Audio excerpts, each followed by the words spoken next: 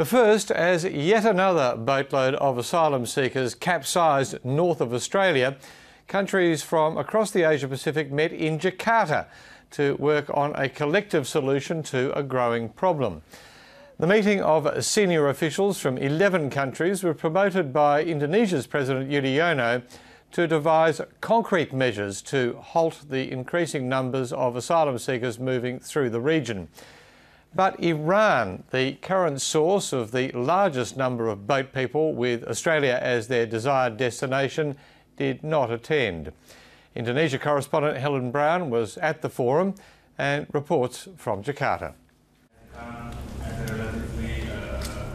Sitting next to and across from each other were the nations most affected by asylum seekers and people smuggling in the region, called together to find a way through a reality that's becoming more intense.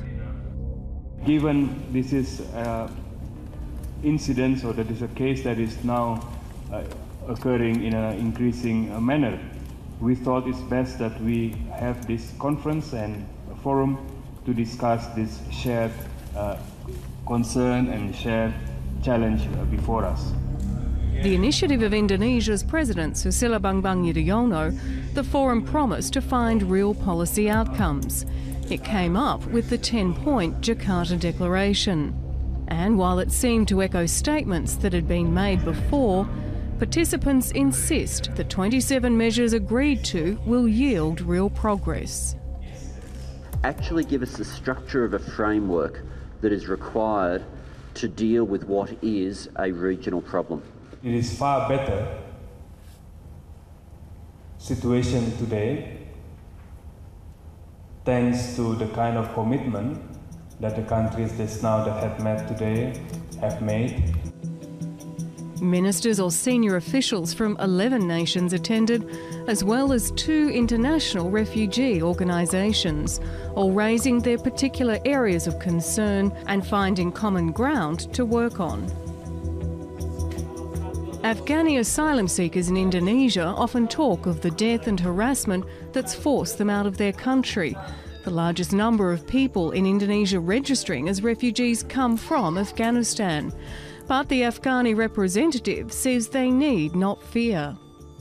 All laws and regulations of the country give every right to all individuals of Afghan that they can come and return to their country with no hesitation, no fear. There were 2 notable absences, though, the countries of Iraq and Iran.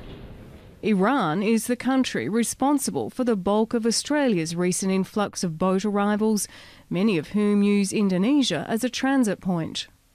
The Iranian representatives have been very much engaged in the process.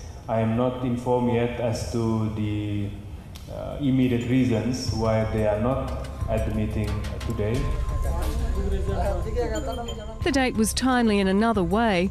It's the same day that Indonesia has changed its visa rules for Iranians, no longer giving them the option of receiving a visa on the spot.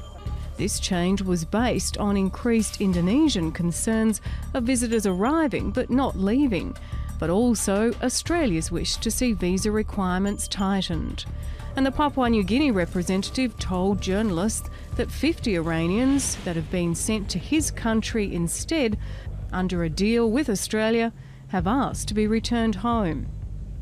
It's a plan which has been criticised as too harsh, but the PNG minister says the country's genuinely willing to resettle refugees. Unless there's a better solution, which I submit there isn't, this solution is to work in the terms of the partnership that we have. We're going to make sure that they work so that we will find a solution to what's a global issue and what's an issue of concern to our region.